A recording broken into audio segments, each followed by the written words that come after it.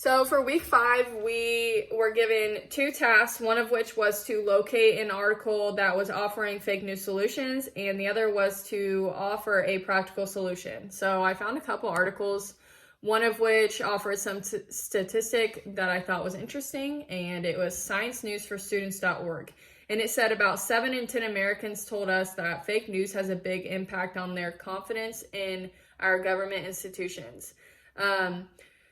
With politics being such a prominent topic in the news this year, I think that was a really important statistic to understand.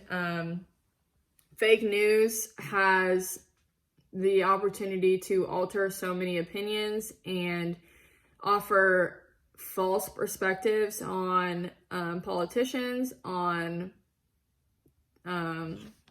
Black Lives Matter movement, on the police, etc.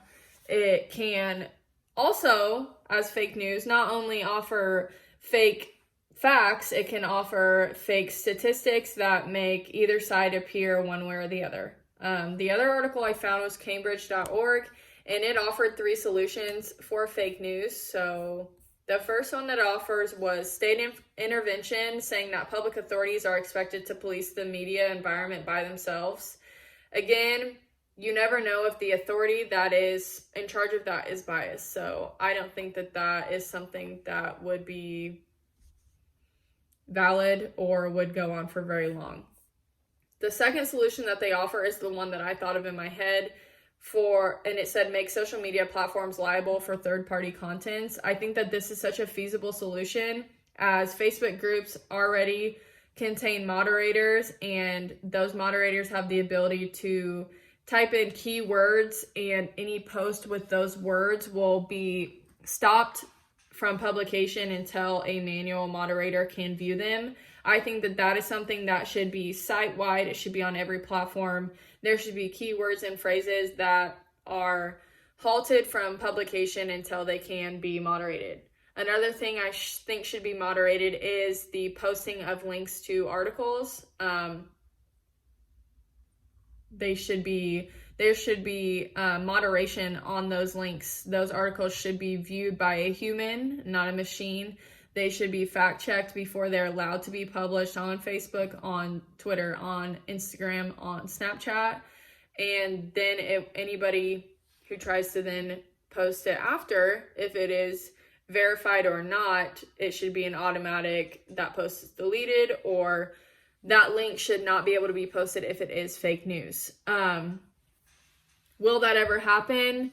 It kind of depends on if we believe those platforms are controlled by one side of the media or not. For the third solution, it was swamping fake news with the truth. I don't see this one as valid as the second, just because fake news is going to be out there either way, and so is the real news. The more news articles we have, the more there is to come through. So that one I can't see as having much impact. And for the practical solution that I'm going to offer is just doing our research. I think it's so important to understand that in the current state that we're in, anybody can post anything on social media. You don't have to have a degree. You don't have to be a journalist. You don't have to be published anywhere to post your opinion. And there's no telling what tweet will go viral, what opinion will go viral, what people will see.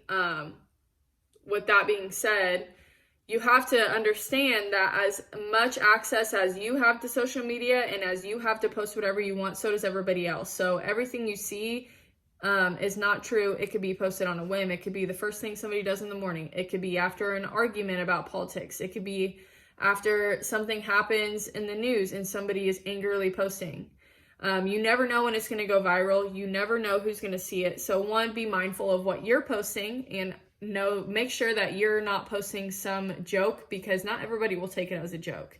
And secondly, be mindful of what you're consuming. It is important to know different perspectives, but you have to know that those different perspectives you're consuming are based on facts and not on fake news. And you will not know that unless you know all of the facts. Some people will hate either side of politics for whatever reason, and their feelings are valid, but It's not valid if you hate somebody for something they didn't do or a disorder they maybe don't have, etc. So just being aware, being intelligent, and if you don't want to do the research, if you don't want to put in that work, then don't share things, don't post things if you don't know that it's factual.